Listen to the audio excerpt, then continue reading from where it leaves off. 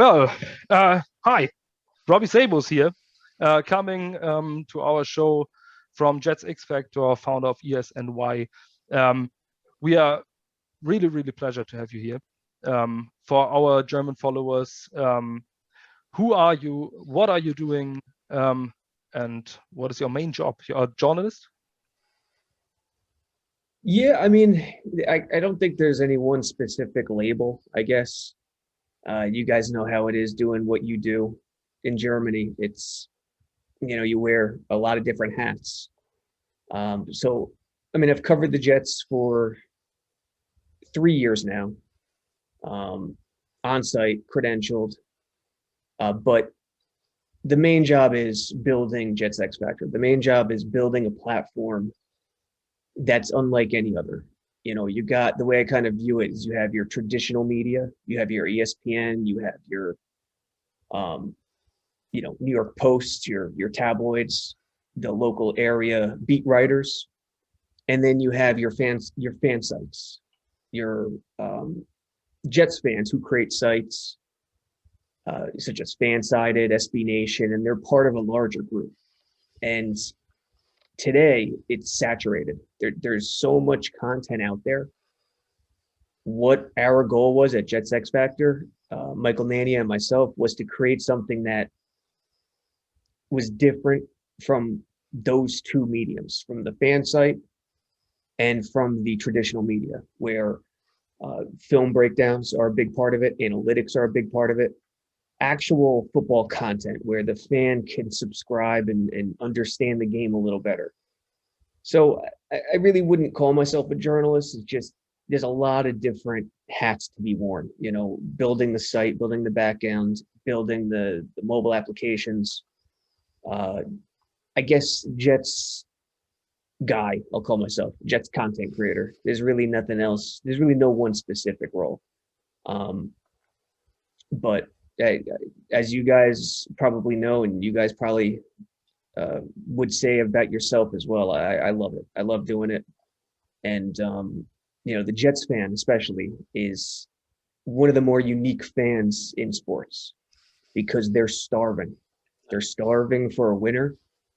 And when that day comes, when they do win, it's going to be, for them, it's going to be the craziest experience in the NFL, similar to how the Eagles felt a few years back when they won.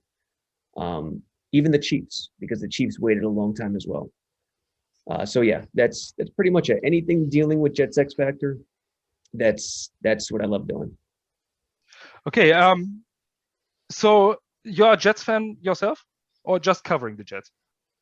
I just cover the Jets. When I was little, I grew up as a Jets fan, but when you start covering them and you start covering them at practice and at games, the two just don't match. You have your objective self and you have your former self. Does that make sense? Yes. Because you can't let emotions get in the way of actually relaying the information. So there is a give and take. I mean, there are positives in covering the team, but there are also negatives where you kind of lose touch with that side a little bit. It's just unavoidable. So sometimes there are people you try to interview, they don't want to talk to you, and maybe it's better. No.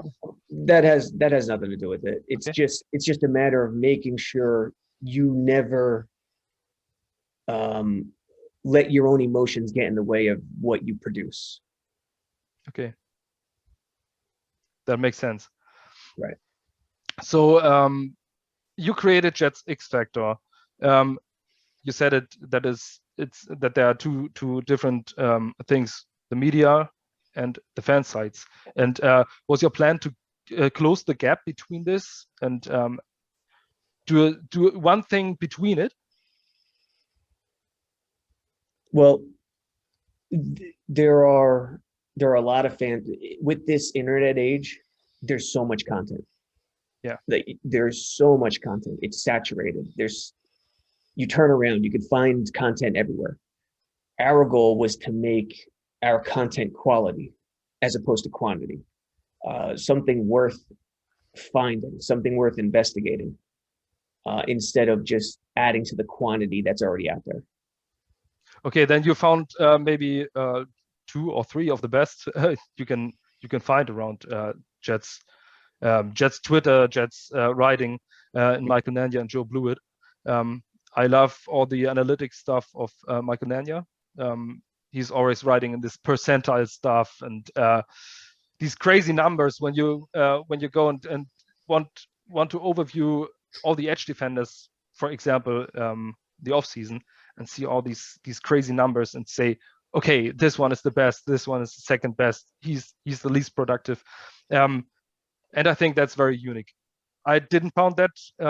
I just found stuff about stats. He has only 5.5 sacks, for example, for Carl Lawson. Mhm. And then you see the real numbers. And that's what I love about that. Michael Nania is way younger than you. Yes. How did you meet him? Before Jets X-Factor, I had another site, ESNY, Elite Sports New York, which was founded. I created it in 2015, and it grew to become the most read independent New York site in the world.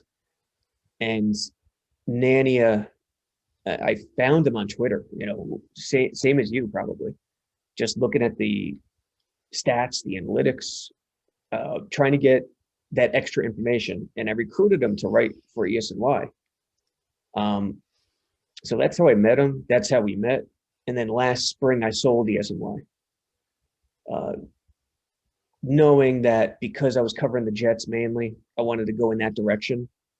And from there, we decided to partner up and create Jets X-Factor. This was a good idea. I think there are many subscribers over there.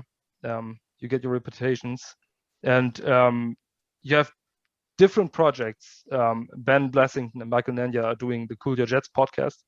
Yep. And I think this they must be paid for this, because when they searched for with a coaching search every day with every candidate and different beat writers from the other team where these coaches were, this was awesome.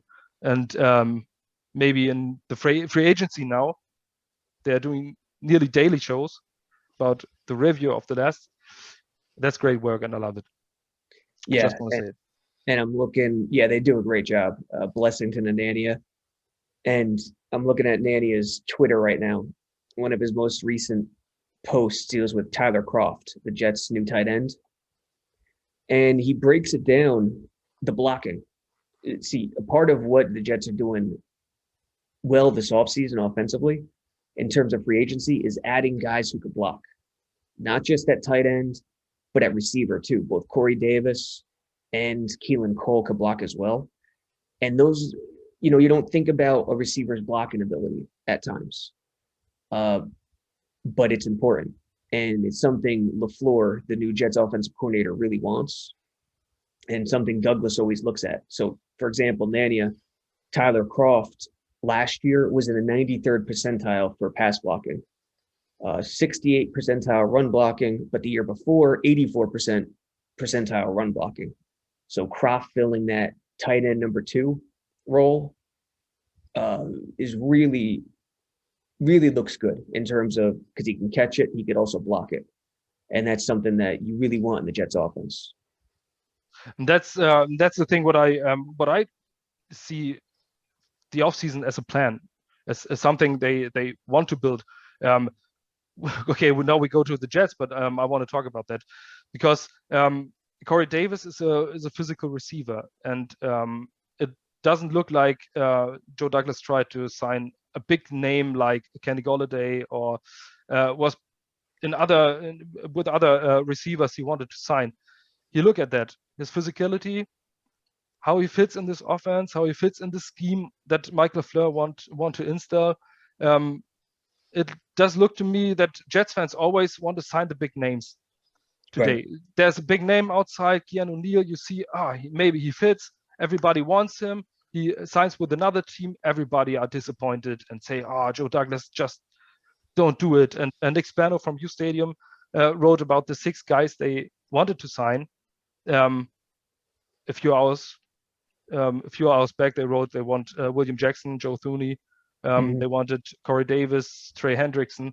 So it looks to me that there is a plan. For the last 10 years, the first time I see a plan, I see an idea, I see a system they want to fill with players. So that's a good thing to me. And I don't believe that every big name, every big free agent or good player is in the plans of Joe Douglas maybe to sign. I think he draws a line in the sand and say, okay, you come to us, 5 million, not more, do it. Yeah. Are you feeling the same, that there's a plan this Yes. offseason more than the last 10 years? 100%. I mean, if you think about, see, Jets fans are in a tough spot, right? Haven't made the playoffs in a decade. They want something to cheer about.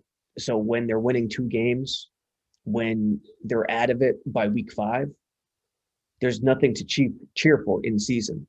So their season really begins in the off season. So they need that rush. They need that magic to happen. They need big names to come. They need new uniforms. You know, there was a lot of commotion with Jamal Adams and trying to get new uniforms 2 years ago. There was a party in New York to launch the uniforms. I was there. But the problem is,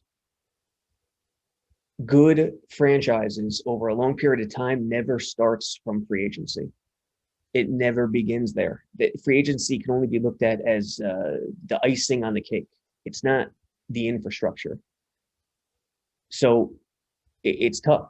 You know, you want to feed the fan base's appetite, but you know, free agency never gets you anywhere when starting from scratch, when trying to build your infrastructure. It's always about the draft. And that's why I think the Patriots are just doing the wrong thing this offseason. Never has Belichick spent this crazy, but I think it's desperation based on what Tom Brady did last year. And even still, you know, Jets fans are disappointed, but they've spent the 6th most money this offseason so far, and the 3rd most guaranteed money this offseason so far. Only the Patriots and Jaguars have spent more. So I think there's a lot more names that are going to be signed, going to be added on. But in terms of getting that edge rusher with Carl Lawson and receiver with Corey Davis and Joyner too. I like the LaMarcus Joyner signing at safety. I think Douglas went beyond not what he wanted to do, but went beyond of what was actually required in terms of improving the roster. But again, it's a catch-22 because Jets fans want everything. They want all the headlines during the offseason. That is their season right now until they start winning games. So it's going to be, they're going to look at Douglas in terms of, hey, have you won yet? No. So give me more big names. Give me Galladay. Give me Curtis Samuel. Give me Hendrickson. Again, though, it's going to be about the draft. If Douglas drafts well, fans will be happy. Yeah, and I hope that this will happen because we need this success. But you mentioned it, the NY media market and the NY fans are different than other fan bases, than other people, than other media markets in the whole world, not only in the US. What are your experiences? Why are they this? I don't know the word for it. But if there's something good, they are hyped and everything is great. Everything is great, and just look at the 10-6 season right in front of the last game against the Bills, against the Rex Bryan Bills. Everybody was that's the best season we ever saw. Ryan Fitzpatrick will be the franchise quarterback for the next 5 years, and everything is awesome. Then they lost the game, and everything was crap. And like last season, it's always good or bad. There's nothing between it. Right. And the media people are, it's like a Shark Tank. If you don't smile in one interview, you're out. And just like Todd Bowles, what a great guy, but the media hated him, or the fans hated him, just because he lost. So what's your experiences? Why is this the Shark Tank, the NY media? I think because, I mean, other than it's the biggest city in the world, think about the dynamics within the city. Boston is a huge city. Philly's a huge city. But in those cities, there's only one team per sport. You got your Eagles, you got your Red Sox. In New York, you got two teams for each sport. So not only do fans want their team to do well, but fans are competing with an entirely different fan base in their own city. So that's what makes them so crazy. And on top of that, in this social media world, everything platforms do, publishers do, is try to manipulate emotions. It's about clicks. It's about getting people to the website. So the best way to do that is to manipulate emotions. How could I get a fan base as happy as possible or as angry as possible? There's no in between. And the more social media keeps going and Twitter keeps being the hub for all news, the more that polarization is going to continue. There's not going to be any analytical thinking or critical thinking. It's going to be, let's get the Jets fans because we know they're so crazy. We know they're so rabid. We know they're starving. So how can we get Jets fans to be as angry or as happy as possible with this headline, with this article? And, it's just the nature. It's just human nature. It's tough to avoid that. I think being aware of it is probably the best way to live your life. But I think those are the two reasons, because you got the giants, which you're competing with, and social media keeps on making it that way. Yeah, I see it with all the Manny Schmieder stuff of the Daily News just a few months ago. Now he's back as Manny Schmieder Sports, so he's trying to cover the whole league right now. Right, and think about Trevor Lawrence this year. Early in the season, everyone thought the Jets were not going to win a game. I kept thinking they were going to win games because they just had more talent than a 0-win team. But the headlines started to come out. Trevor Lawrence should avoid the Jets. The Jets are a laughingstock. Trevor Lawrence should not go to the Jets. When it's the Jaguars, you don't hear those headlines. You don't see that stuff. Why? Because the Jaguars have 12 fans. It's not going to generate the clicks. It's not going to generate the outrage like it does for the Jets fan. So that's something to keep in mind. The national media will never play on the Jaguars fan base because it's not worth it. It won't generate that emotion like it does the Jets fan. Yeah, and I never read after all these crazy free agency signings from the Jaguars and the plan. There is no plan. I don't see who they sign, why they sign them, and what are they trying to do to make this team better. Maybe Shaq Griffin is one good name, but the other people are just random guys from my perspective. Yeah. And they never talk about pulling an Eli. just to come to the Jets because the Jets find better players and will be the better team than the Jaguars. So yeah, I see that. But we in Germany we see it too, that the NY media market is this crazy, this extreme, this maybe when there are no stories like last offseason, they trying to make a story with Logan Ryan or Jadeveon Clowney because they were still on the market to try to get the big names. And I think Jets fans didn't learn from this. They want the big names this time too.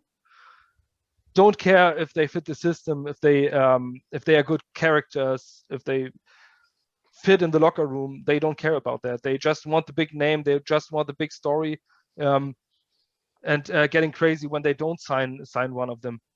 Well, the smart fan does, and there's a lot of smart fans. It's just the problem is how we view the fan base as a whole is oftentimes through social media, through Twitter.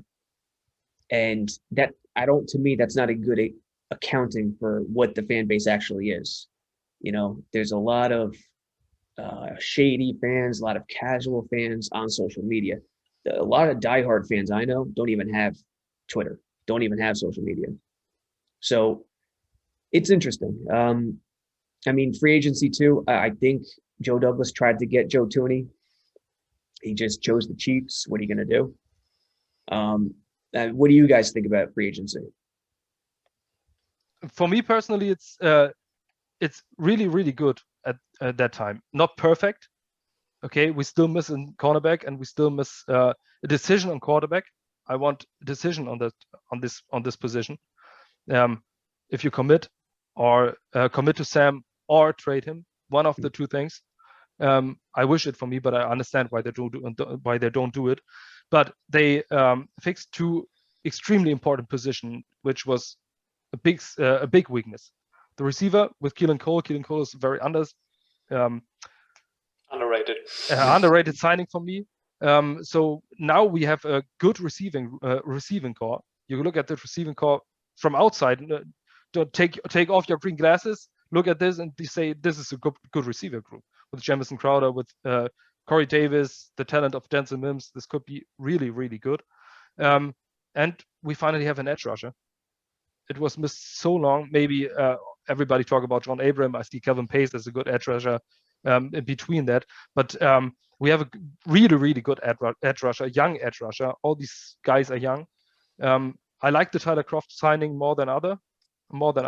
I like him as a second tight end. I really love it. I don't see why they signed Dan Feeney, for example. He's that's a big question mark to give him more money than Greg Van Roten, because Dan Feeney, okay, he has more starts, but I don't know where you see where you look at it and say maybe he's a good lineman. He's really, really bad. Yeah. From all the numbers he produced in LA. So I like the plan. I see the plan. I see that they've signed physical people that fits the system, good blockers for the outside zone scheme that Michael Fleur trying to run. Everybody's talking about the Shanahan offense. I think that's not fair to LaFleur. He will run a LaFleur offense and not a Shanahan offense. The system is called like that. So we have to see what he will do with these strong, big-bodied guys on the outside. I love the free agency. I really like it, and I think there will come the second tier free agents maybe in 2 or 3 weeks. I think the best thing coming in was to get an edge rusher, because the market for edge rushers was filthy, in my opinion. There were a lot of guys that could help us, so I think that was something to target in free agency and not in the draft, because you never really know how an edge rusher comes in from college, and there was not a Chase Young in this draft. So I think getting Carl Lawson was the big thing for me that made the free agency good from the start. Corey Davis, I think he has experience in a kind of similar system. They ran it with LaFleur's brother and with the Titans before he left for the Packers job, and they kind of still did a lot of those principles. Not always, but he at least has some experience in it. He's a great blocker. And when you look at what the Packers are doing under Matt LaFleur, they also have some big outside receivers with Adams, with Valdez-Scantling, with Lazard. So I think maybe that's kind of the plan, to put the offense more in that space with Corey Davis, Denzel Mims, and then maybe Jamison Crowder in the slot. Keelan Cole, also a great addition who can block. So to me, free agency was a success in the moment Carl Lawson signed. And then for the O-line, you can't do anything about Joe Thuney choosing the Chiefs. There weren't too many other great options. I hope Dan Feeney is more a depth option. I think Douglas likes him mostly because he's durable. He played almost every game, and I think after what happened last season, he kind of values this with his guys. Corey Davis also almost never missed a game. I think that was a point, and so to this point, free agency is a success to me. I would have loved Keanu Neal, but also same thing. You can't do much about it if he wants to go to his ex-coach. Right. With the Cowboys. To your point, Carl Lawson, these edge rushers rarely become available in free agency. And this offseason was kind of an outlier where there were a few guys available. So getting one of those guys is a huge deal. And it's kind of flying under the radar a little bit. What I like about the signings and about the plan, that there were Carl Lawson or Trey Hendrickson. One of those two guys that are true 4-3 defensive ends. Because I don't like the idea of adjusting a system for the skill set of a player, or adjusting the player after years of his career inside a system. That doesn't work really often when you ask a player to do other stuff than he normally do. Like Marcus May as a strong safety. Okay, he looked okay, but not on that level as he looks like a free safety. Right.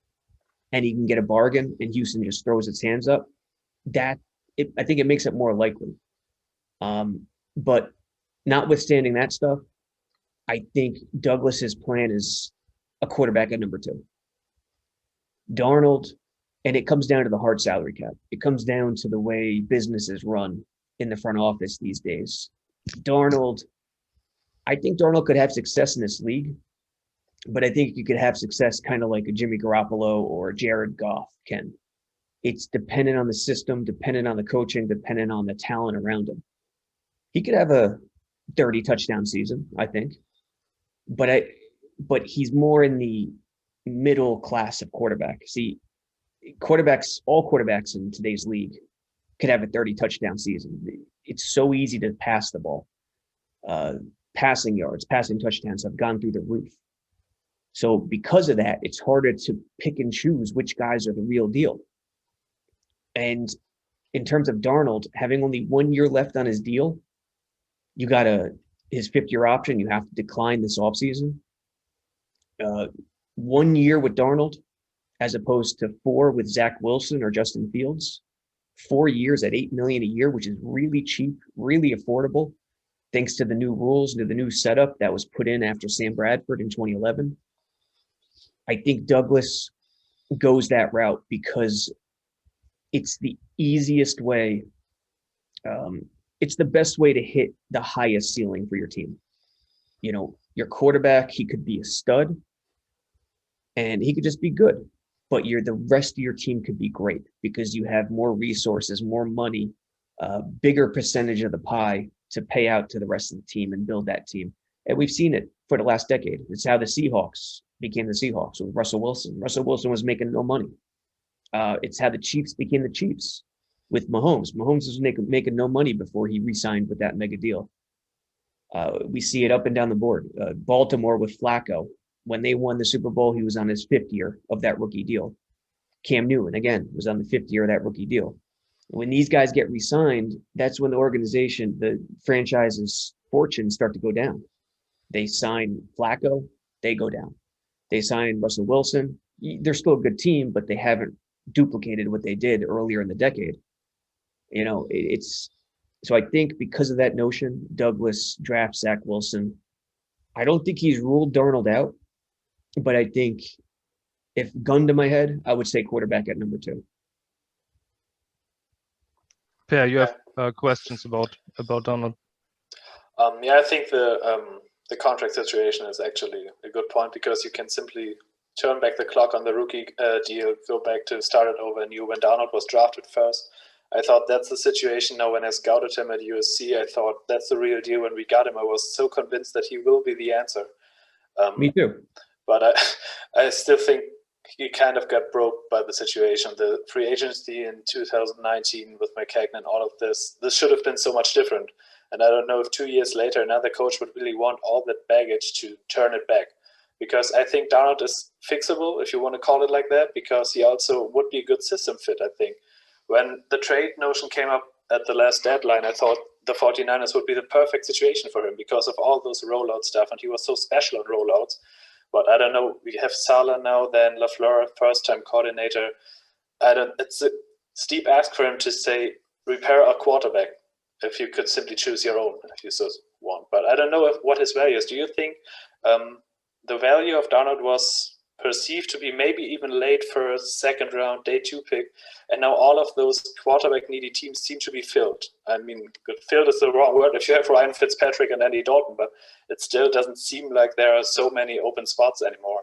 Do you think Darnold would still be tradable, and would the return even be what the Cardinals got for Josh Rosen back in the time? What did they get for Rosen? I forget. A late second. Was it a second? Yeah. I think the Rosen situation helped along what people thought they can get for Darnold.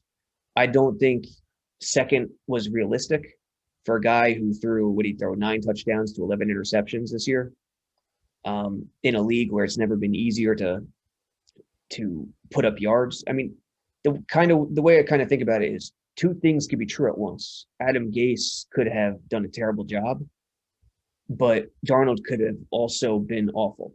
I mean, for a team to almost go winless, go 2-14, both of those things kind of have to be true. If Darnold's the real deal, he's at least putting up some numbers under Gase. I mean, Tannehill at least did that in Miami. You know, they made the playoffs one year. I don't think a late second maybe, but I think you're looking more at like a late third or early fourth for Darnold. I still think he can be traded, absolutely, because a team that accepts him doesn't have to make him the starter. This is what everyone's forgetting. An organization doesn't have to just have Darnold and point to the guy and say, he's the man. He's our guy. They could have him and another guy. That works too. And especially if you're giving up a third or fourth round pick. A second round pick's a little different. Obviously, a first is really different. But see, the one thing with Douglas and the new regime, what they're doing so differently is they're leaving emotion out of it. It's all business. With Jamal Adams, what did they keep saying? We want to make Jamal a Jet for life. They kept repeating it. We want to make Jamal a Jet for life. Yet we all knew he had no interest in re-signing him until after 2020. So maybe this offseason. I don't even think he would have done it now. And the Seahawks haven't done it yet. So he leaves emotion out of it. It's always business. It's never ruffling any feathers. Don't give anyone a reason to be mad at you, and limit the leaks. As opposed to Maccagnan, the Douglas era doesn't have the same leaks, doesn't have the same reporters claiming sources, like this is happening here, this is happening there, there's turmoil. That's a huge deal. So with Darnold, he did the same thing with Darnold as he did with Jamal. We want to make him a Jet for life. At his latest press conference, Douglas said our stance on Darnold hasn't changed, but we're taking calls for him. And that's the first time he mentioned that. If their plan was Darnold the entire time, I don't think he says we're taking calls on him. You don't want to do that to a young quarterback.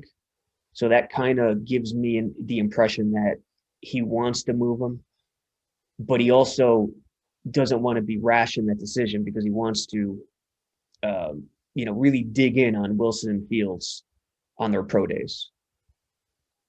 One quick follow-up for that. Do you think he even pulls the trigger at lower than a second in return? Yes. If he makes a decision on Wilson or Fields, and he knows he has his guy there, I think so. I think he'll take a third or fourth round pick for Darnold. Yeah. The pro days, I think this is the decision when the decision time is. I think Ohio State will make it on 30th of March. My understanding, and BYU 26th. Is that what it is? The 26th and 30th? Yeah, and maybe we have a decision in 2 weeks when they have the last look at these quarterbacks.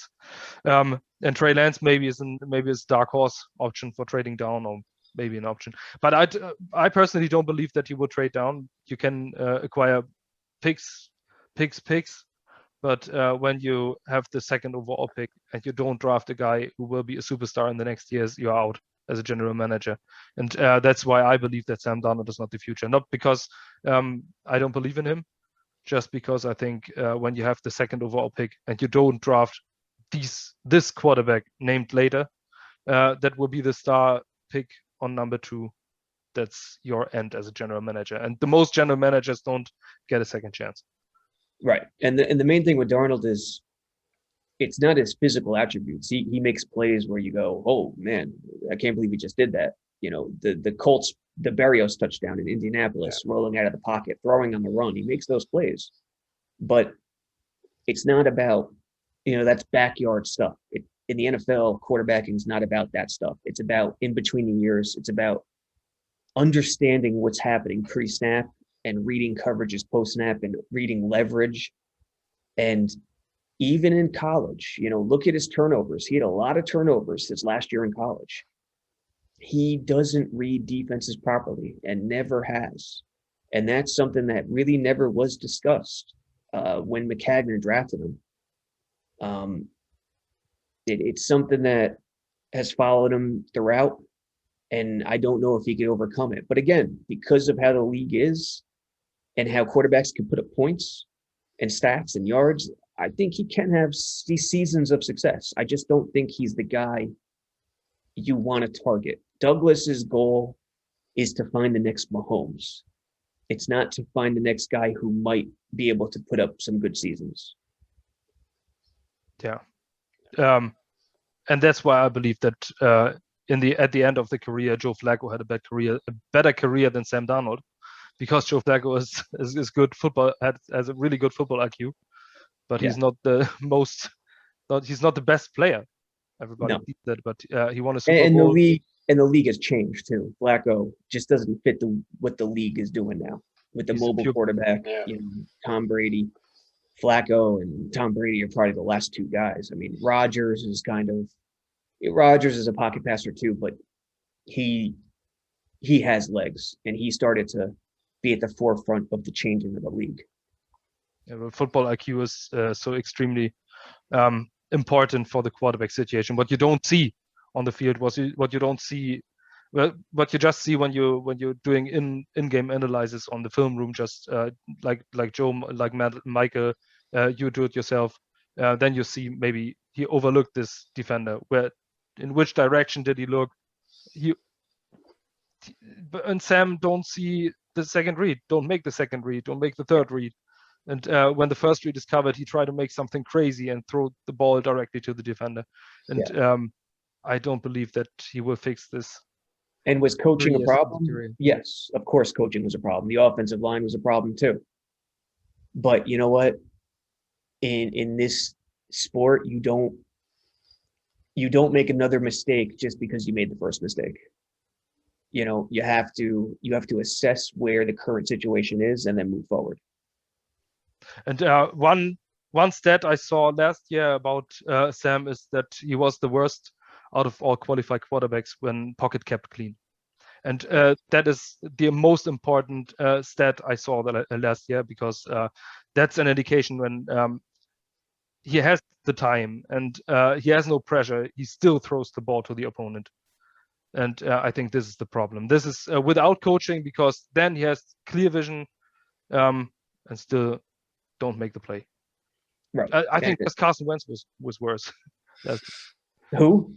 Carson Wentz, the guy quarterbacking Indianapolis. Wentz is a perfect example too. I mean, 3 years ago, everyone thought he was the next best quarterback in the league. Like he was 2017, Carson Wentz. Yeah. Right. Like, and now what is he, a bum? That's the definition of a quarterback today. It could go high and low.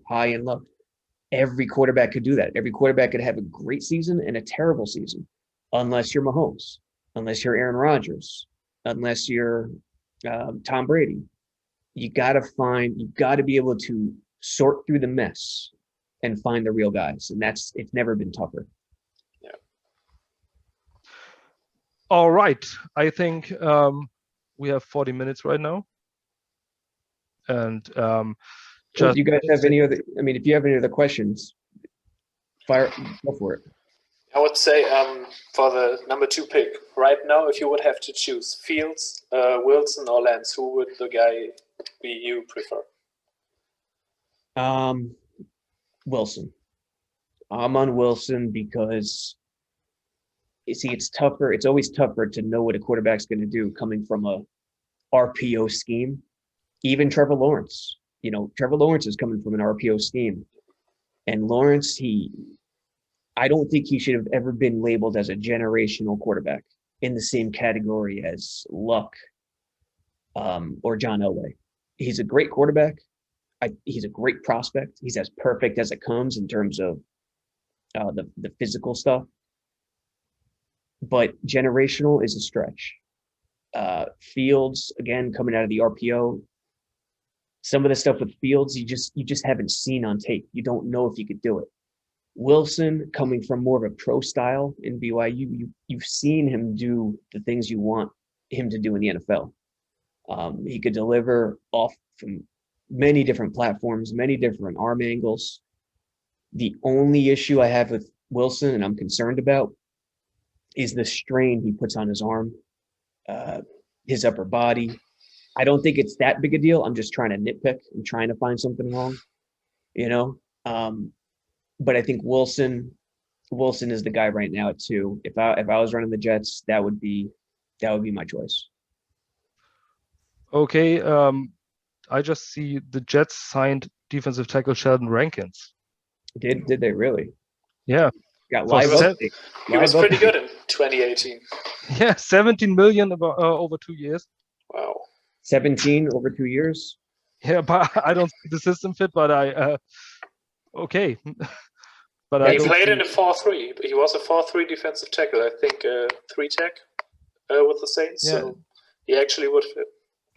That's maybe an you see interesting- Franklin Myers as an edge rusher, as a 5-tech Yeah. defensive end right now. Yes, right now I do. Especially on early downs. It's on passing downs where they're going to want to slide, take Foley or Rankins off the field and put JFM in the middle. You just need to find that another edge rusher. 3rd and 8, 3rd and 10, you put John Franklin Myers and Quinnen on the inside. You have Lawson and another edge rusher on the outside. But on early downs, yes, Foley, Quinnen on the inside, John Franklin Myers and Lawson on the outside. Where Rankins fits in is very interesting. I don't know. I mean, another trend that we're seeing here with Douglas, a lot of first-round picks he's signing. Corey Davis was a 5th overall pick. Sort of disappointing for the Titans for where they drafted him. I mean, he came on strong this past year, but he didn't live up to the number 5 overall pick. Rankins, number 12 overall pick in 2016. From a 12 overall pick, you want Pro Bowls. You want a guy who's dominant. He's been good, but has he been that? I don't know. So, Jared Davis too. Jared Davis was a high pick. He hasn't panned out. So Douglas, a trend with Douglas is picking guys who have a lot of talent, who haven't met their expectations. And that's pretty interesting. Where Rankins fits in, I don't know. We'll see. Really interesting signing at this point, because everybody's thought that cornerback will be the next position that we will address. But I think there's a plan, and I think Robert Saleh knows how to build a defense. He showed that in the past. Right now is the question: what are you thinking? Will the Jets be in 2021 and further? I mean, it all depends on the draft. It all depends on what they get out of the draft, what they get out of the Jamal Adams trade. 2 first-round picks, 2 thirds. They could really turn everything around this year. In the NFL, all it takes is 1 good draft to turn everything around. It's the most cost-effective way to build something, and that's what Douglas believes. That's what he was taught in Baltimore from Ozzie Newsome. So, I'll believe he'll come out with a good draft, and I could see with the coaching, I could see a 500 season next year, and then it really begins at that point. Are the Jets, with a good draft, a 2022 playoff team? Because I don't believe they are a playoff team in 2021, because simply the AFC East is too strong right now, because the Bills are a really, really good football team, good constructed football team, good coached, good run football team, and the Dolphins. Okay, I don't believe them. I don't believe in them. I don't believe that the Dolphins are really good right now. Maybe they had the 10-6 season, but there are a few weird moves they made, because They could take a step back. yeah, this reliever quarterback as a reliever in Ryan Fitzpatrick, and they failed to commit on Tua this offseason, a 5th overall pick. I don't believe that they drafted really good last year.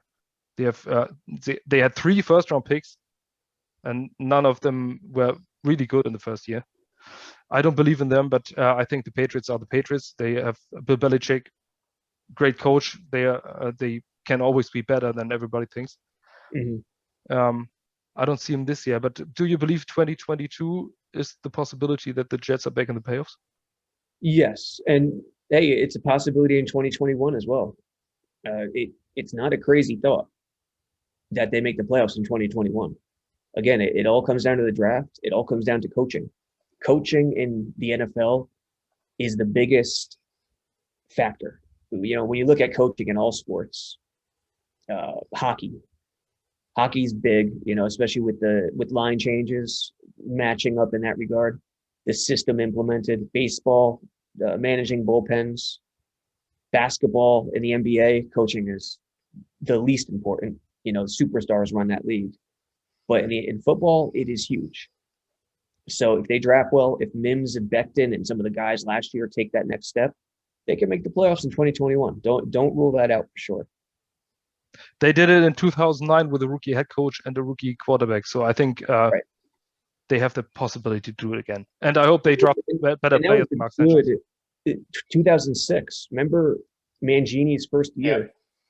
They were terrible the year before. Their roster was decimated. Going into that draft, going into the season, people were calling that roster the worst in the league. They had Chad Pennington, who was on his last legs pretty much. You know, obviously he did a lot in Miami and later on, but, you know, his arm was always injured. They had no weapons. Lavernius Coles and nothing else really. Kotchery was an unknown. No one knew who Kotchery was yet. Chris Baker, Kevin Barlow at running back, and Mangini comes in, drafts 2 offensive linemen in Brick and Mangold, and they win 10 games. It takes one off season in the NFL. And I think we desperately need these linemen. We have Mekhi Becton. I think he's a really, really great stud left tackle, but we need an interior. We need a better center than Connor McGovern. McGovern underperformed last year. He was really good with the Broncos, but I think you need a Quentin Nelson guy. You need one of these dominant interior offensive linemen, especially in the outside zones scheme. And you know what too? They have picked number 23 and 34. At those spots, they're looking at drafting the number 1 interior offensive lineman in the draft, with the kid from USC or the kid from Ohio State, Wyatt Davis. So if you get one of those guys at 23 or 34, it's well cheaper than a free agent with a lot more upside. So I think looking for a guard, an interior offensive lineman in one of those 2 spots is a pretty big thing Douglas has an eye on. As the roster stands today, would you say at 23 that O-line, cornerback, or a second edge rusher would be one of those positions would you think would be the most important to target in the first round, and then maybe with 34? Yeah, it's a good question, right? It depends who's there. I think even Bateman, the receiver, it depends who's there. I think edge would be the highest upside with either Phillips or the other kid from the same school, Rousseau.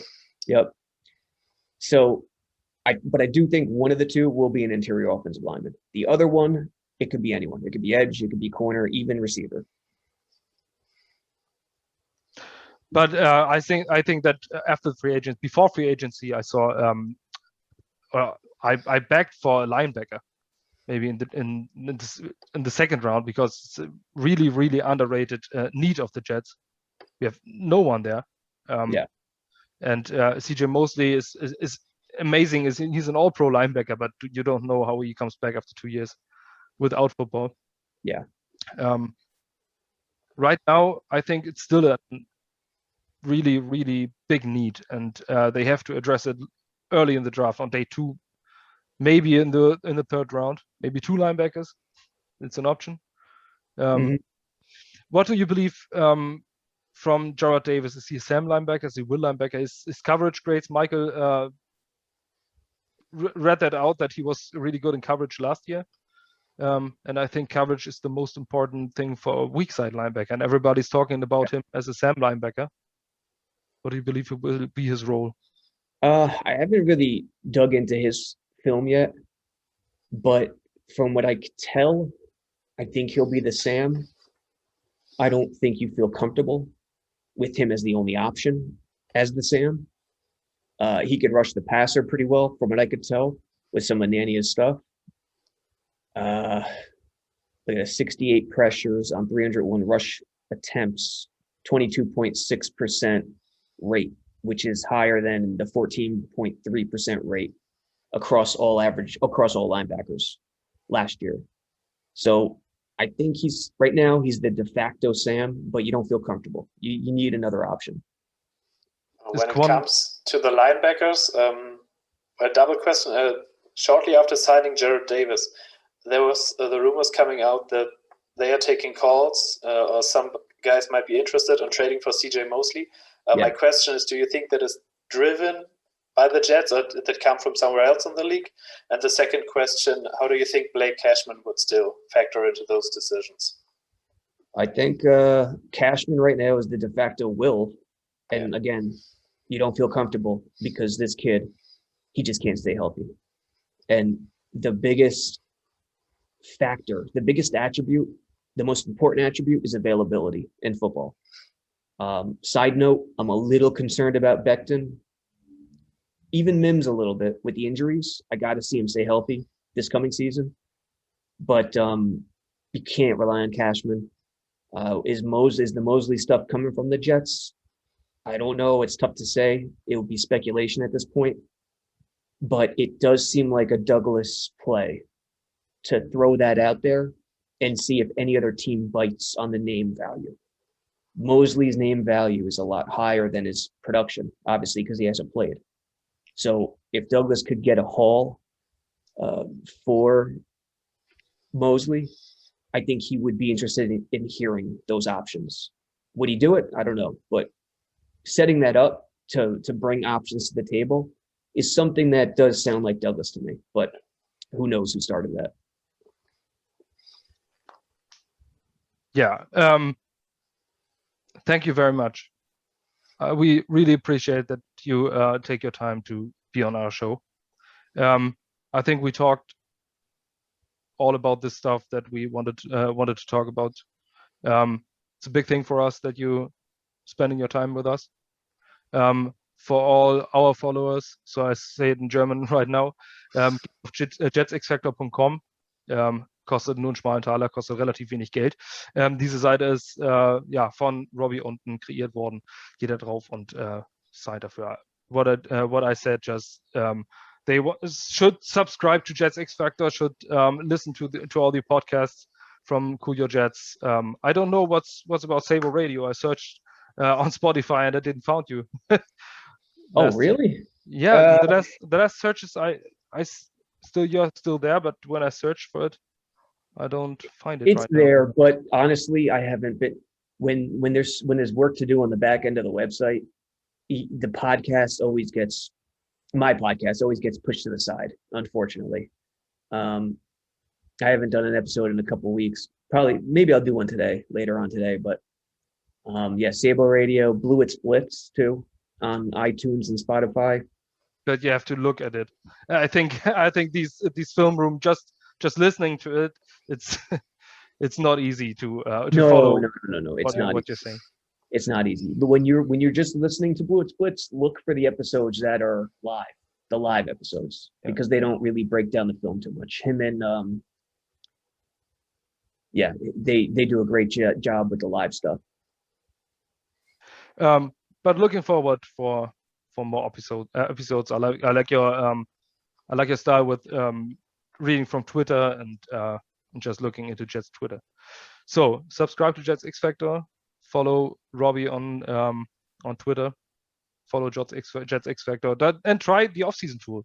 That's really, really, really awesome. And that's one of the best thing I ever saw in an off-season, just for the Jets fan base. Everybody who don't know it, it's an off-season tool where you can make trades, where it's implemented in mock draft where other teams draft, and you can draft your players and sign and cut players. That's pretty awesome. And version 2 is coming out tomorrow, I think. So it's going to be updated with all the signings and cap space and all that stuff. That's great. then I don't have to cut Henry Anderson anymore. He's gone. He's gone. Don't worry. Yeah. Okay. Any more questions? No. Thank you for taking some time out of your day. It was a pleasure to meet you. Yeah. Yeah. Thank you guys. I love what you guys do. It's great to me. And just keep going. You guys, keep going. I love it. We still have no sources, okay, but we write what we Listen, sources are overrated. Yeah, Let me tell you. Nobody knows who the sources are. I'm always talking about sources. Especially with the Douglas regime. It's overrated. Some of these sources that are out there are just completely ridiculous. Knowledge about the game, investigating someone and how they operate is much more important than, hey, I have a unnamed source who says this. It's not that. It's overrated. And then the stories are Logan Ryan is believed to sign. Someone in the Jets organization is believing he signs with Jets. Right. These are not the sources that I want. With the coaching, football coaching is about the process, not the results. Because what matters is that a corner who does all the right things, but falls down accidentally and gives up a touchdown, that's a better play than the corner who does all the wrong things and the quarterback underthrows the ball. It's about the process. How do you get to the result, not the actual result? So that's something that's big in terms of football. That's why Pierre Desir was interception leader, or Tremaine Johnson had 5 interceptions for the Jets in 1 year. That's right. They catch the balls, and when you're a corner with many tackles, I think you are not good because the quarterback is throwing in your direction. Mm-hmm. So thank you very much. Listen to all the podcasts from Jets X-Factor. Check it out, jetsxfactor.com. Subscribe to it. Thank you very much, Robby. Yeah, thank you. Really appreciate that you take it. Thank you, fellas. And send me anything you want us to promote and push. Just send it to me. Okay, thank you very much. Give you a follow. Thank you very